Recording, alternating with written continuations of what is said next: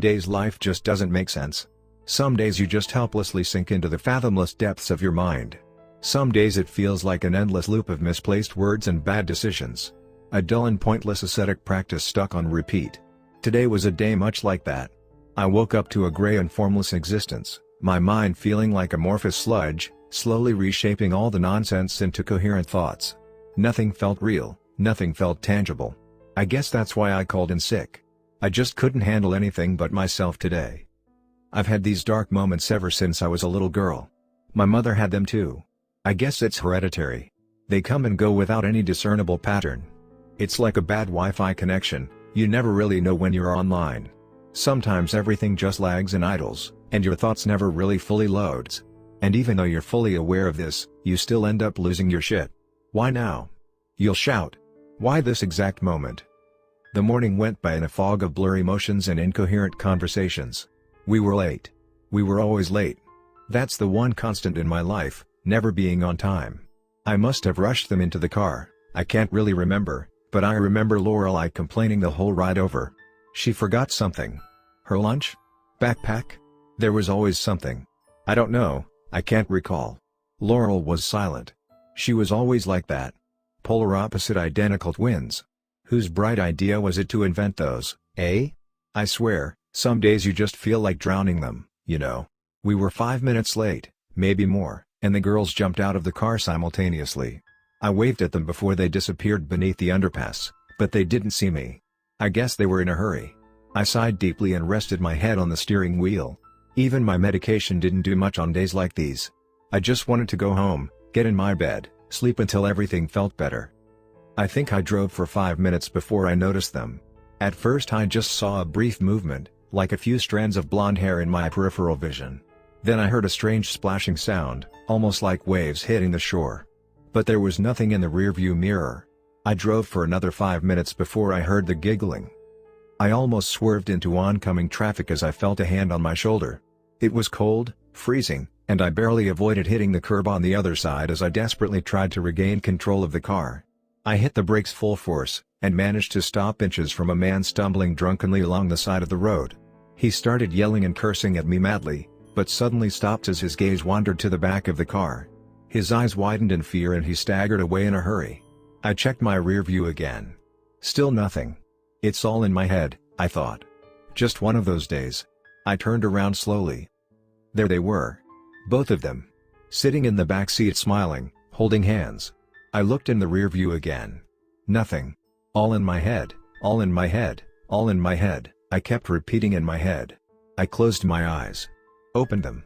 Closed them again. Kept them closed for minutes. Opened them.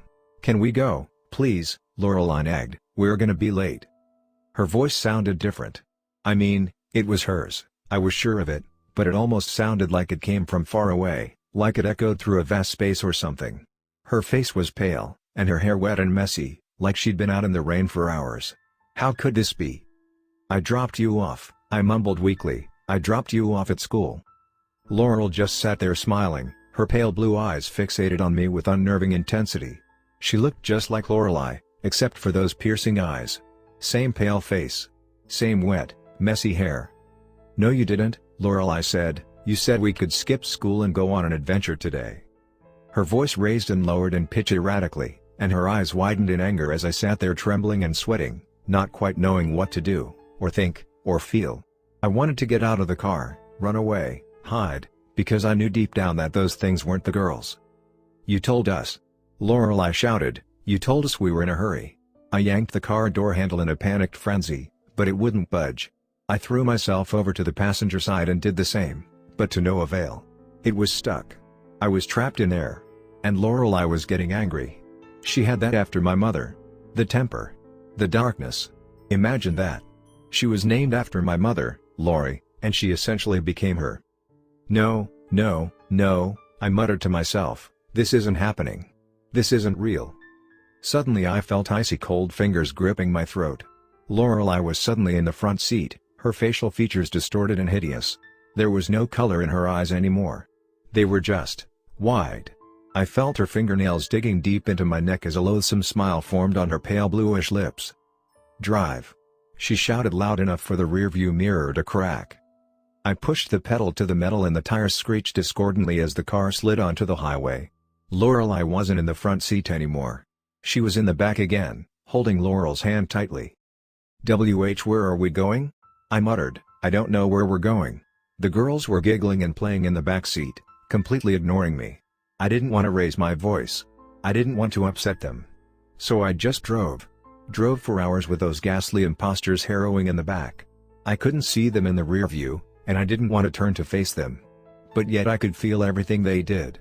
I could picture every twitch of a muscle on those lethargic bodies in my mind. I knew they were staring. Staring and smiling. "Are we almost there?" Lorelei complained. "I'm tired." I thought I had just been driving around aimlessly, fueled by horror and fear, but I suddenly realized I knew exactly where we were, which I found extremely odd because I'd never been there before. It was a bleak place. Barren and desolate.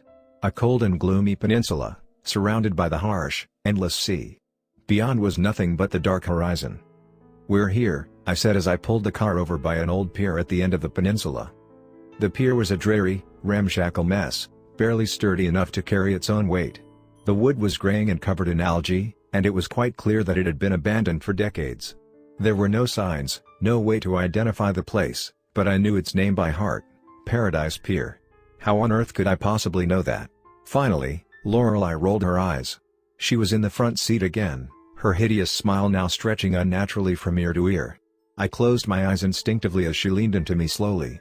I could feel her cold, leathery hands caressing me, stroking my hair. Then I felt pain. Instant, mind-numbing torment. I screamed until I had no air left in my lungs. Anoxia, they call that. It's strange how the mind can just focus on something so utterly absurd in the middle of a trauma. It's called anoxia, absence of oxygen. When I came to again, Lorelei was gone. I let out a relieved sigh. All in my head, all in my head. But the pier was still there, and it was still so eerily familiar, like a long-lost dream. "You could have stopped her," Laurel said. Her voice sounded horrific, like she was somehow gargling the words into my ears underwater. I turned around in shock. She was still just sitting there, staring at me. The creepy smile was gone however, but it was replaced by something far more disturbing. Her face was bloated. Bloated and blue and horrid. "You could have saved me, Lorelei," she said, "but you just saved yourself." Whatever blanket had covered my mind suddenly vanished. I felt a clarity I can't really explain. It was like waking up from a dream within a dream within a dream, realizing for the first time you've just been dreaming all along. Realizing that everything was a lie. "I couldn't," I said, "I wasn't strong enough. My mother didn't drop us off at school.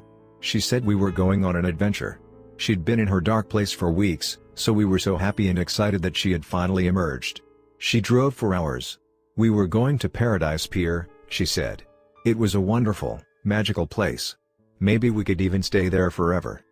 "You could have," Laurel said. I was now in the back seat. In my seat. I didn't wear my seatbelt.